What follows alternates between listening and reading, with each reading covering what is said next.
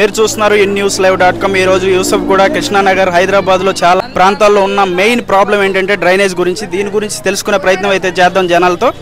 చూస్తూనే ఉండండి InNewsLive.com। శాశ్వత సత్యాలను చెప్పిన భగవద్గీత ఇప్పుడు మీకోసం ఉచితంగా అందుబాటులో ఉంది। మీ జీవితాన్ని మార్చే జ్ఞానం పొందండి।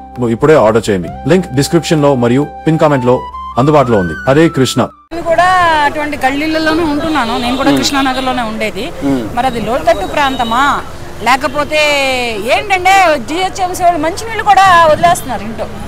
ఈ మురికి వాటర్ ఏంటంటే నేను ఉండే గల్లీ ఎప్పుడూ ఆరదు। నేను ఉంటున్న స్ట్రీట్ ఉంది కదా, ఆ స్ట్రీట్ ఎప్పటికీ తడిగానే ఉంటుంది। 366 రోజులు 24 గంటలు గంటలో 60 నిమిషాలు కూడా ఒక్క సెకండ్ కూడా అలా పొడిబారినట్లు ఉండనే ఉండదు అనమాట।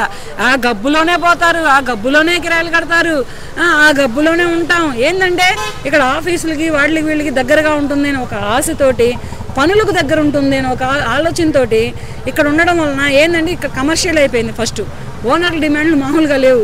అది పక్కన పెడితే ముక్కులు మూసుకొని వెళ్ళాల్సి వస్తుంది।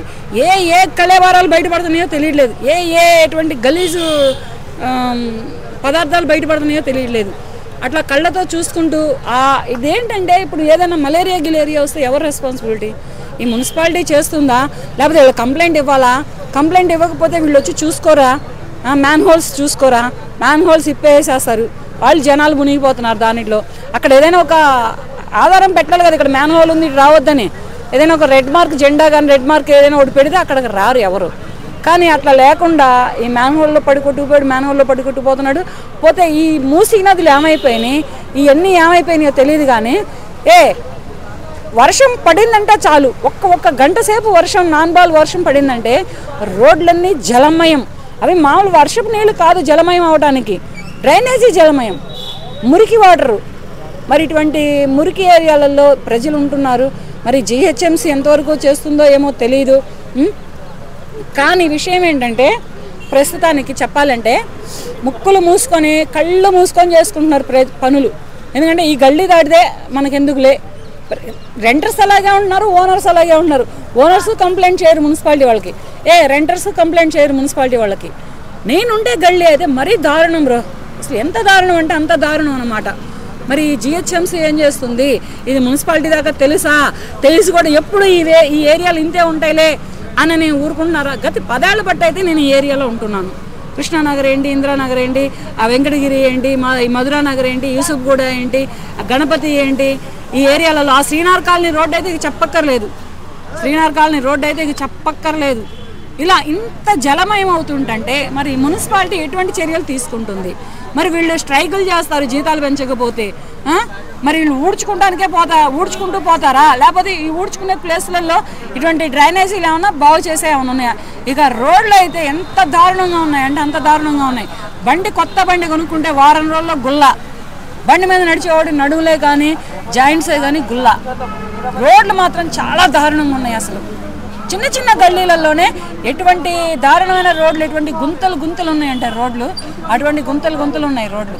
ఇటువంటి మున్సిపాలిటీలని మరి ఏం చెప్పాలా? ఇది మున్సిపాలిటీ వరకు వెళ్తుందా, లేకపోతే సీఎం వరకు వెళ్తుందా, లేకపోతే మున్సిపాలిటీ కమిషనర్ వరకు వెళ్తుందా, లేకపోతే మున్సిపాలిటీ శాఖ వరకు వెళ్తుందా, మంత్రి వరకు వెళ్తుందా అనేది తెలియదు। కానీ వాళ్ళు మాత్రం చేతులు ఎత్తేస్తున్నారు। మున్సిపాలిటీ వాళ్ళకి వెళ్తే వస్తామంటారు, వాళ్ళు వస్తారో రారో తెలియదు। కుప్పలు తెప్పలు, వీళ్ళకి తోడు కుక్కలు, మెయిన్ వీధి కుక్కలు ఎలా ఉన్నాయంటే ఎంత భయంకరంగా ఉన్నాయంటే వీధి కుక్కలు వెళ్ళే మలమూత్రాలకే రోగాలు వచ్చేంత భయంకరంగా ఉన్నాయి। అసలు మనుషులను పట్టుకొని పీకేస్తున్నాయి వీధి కుక్కలు। ఈ కుక్కలను కంట్రోల్ చేయండి అయ్యా। మున్సిపాలిటీ వాళ్ళకి చెప్పేది ఏంటంటే కుక్కలను కంట్రోల్ చేయండి, రోడ్లు చూడండి, డ్రైనేజీలు చూడండి।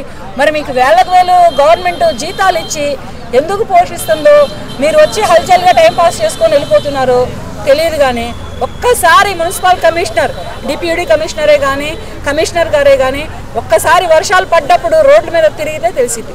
ఈ హైదరాబాద్లో బ్రతుకుతున్న ఒక మహిళగా, గత 30 ఏళ్ళ బట్టి బ్రతుకుతున్నాను నేను హైదరాబాద్ సిటీలో, బ్రతుకుతున్నటువంటి మహిళగా, ఈ ఏరియాలను ఎదుర్కొంటున్న మహిళగా నేను మున్సిపాలిటీ వాళ్ళకే కానీ సీఎం గారికే కానీ మున్సిపల్ కమిషనర్ గారికే కానీ మున్సిపల్ శాఖ మంత్రివర్యులకే కానీ విన్నవించుకుంటున్న విన్నపం నా వాస్తవానికి ఇప్పుడు బై ఎలక్షన్లో జరిగిన ఎవ్వరు గెలిచినా కూడా ఇప్పుడు కాంగ్రెస్ గెలిచినా టీఆర్ఎస్ గెలిచినా బీజేపీ గెలిచినా నేను వాళ్ళకి ఒకటే చెప్తున్నా, ముందు ప్రజలకు సాయం చేయండి. ఎందుకంటే మొన్న రీసెంట్గా వర్షం పడ్డప్పుడు వరదలు వచ్చినప్పుడు రోడ్ల మీద బండ్లు వేసుకొని పోతా అంటే కొట్టుకొని పోయిళ్ళు దెబ్బలు తాకిన వాళ్ళు నడుస్తాన్ని కూడా ఒప్పుకోలేదు.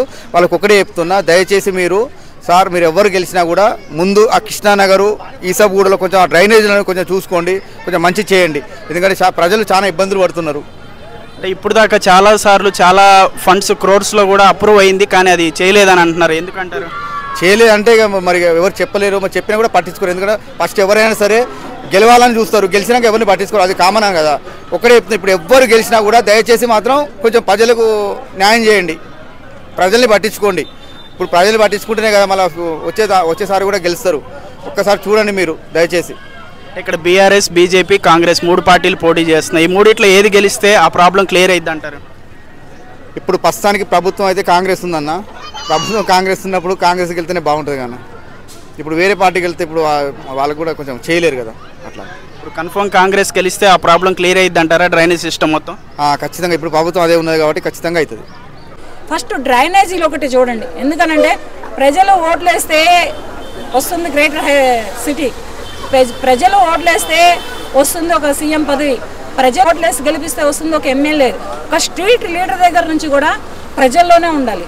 ప్రజలను తప్పించుకొని ఓట్లేసుకొని గెలిపించుకున్న తర్వాత మేము మంత్రులు అయ్యాం, మేము ముఖ్యమంత్రులు అయ్యాం, మేము అదయ్యాం ఇదయ్యాం అని రోడ్లని ప్రజల్ని పట్టించుకోకపోతే రోగాలంటూ ఏర్పడినాయి అంటే ప్రజలు తిరగబాటు చేశారంటే ఏ గవర్నమెంటు నిలబడదు, ఏ రాజ్యాంగాలు నిలబడవు, ఏ రాష్ట్రాలు నిలబడవు. ప్రజలు తిరగబడినంతసేపే ఏం జరిగినా ప్రజలు అనేవాళ్ళు ఒకళ్ళకొకళ్ళు మాట్లాడుకొని తిరగబడ్డారంటే గవర్నమెంట్లు కూలిపోతాయి. గవర్నమెంట్ కూలిపోవాలా, ప్రజలను చూసుకుంటారో ఆలోచించుకోండి.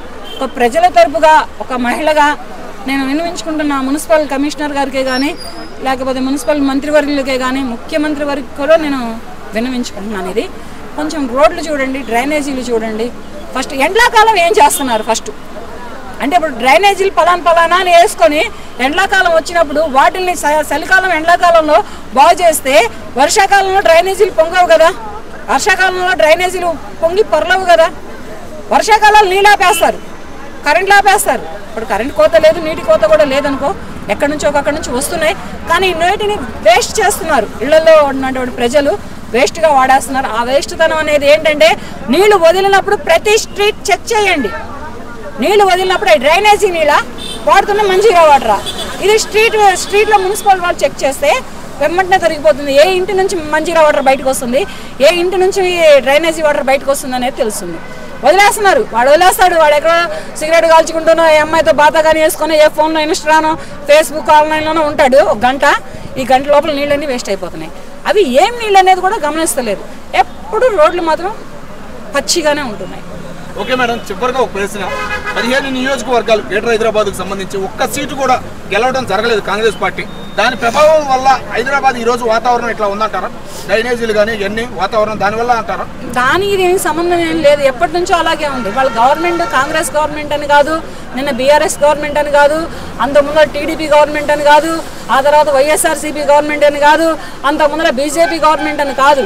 ఎప్పుడైనా కానీ ఈ ఏరియాలు మాత్రం ఇలా నీట మునుగుతూనే ఉన్నాయి. అంటే నీటిలో మునికేస్తుందన్నమాట ఈ ఏరియాలు. ఈ లోతట్టు ప్రాంతాలు అంటారా మరి, ఇది ఏంటనేది తెలియదు కానీ ప్రస్తుతానికి ఈ ఏరియాలు మాత్రం డ్రైనేజీ నీళ్ళలో మునికి వేస్తా ఉందన్నమాట. డ్రైనేజీ స్నానం చేస్తుంది, డ్రైనేజీ నీళ్ళే తాగుతుంది, డ్రైనేజీ నీళ్ళే వాడుకుంటుంది, డ్రైనేజీ నీళ్ళు అన్ని డ్రైనేజీ నీళ్ళనే వాడుతుంది ఈ ఏరియాల వరకు.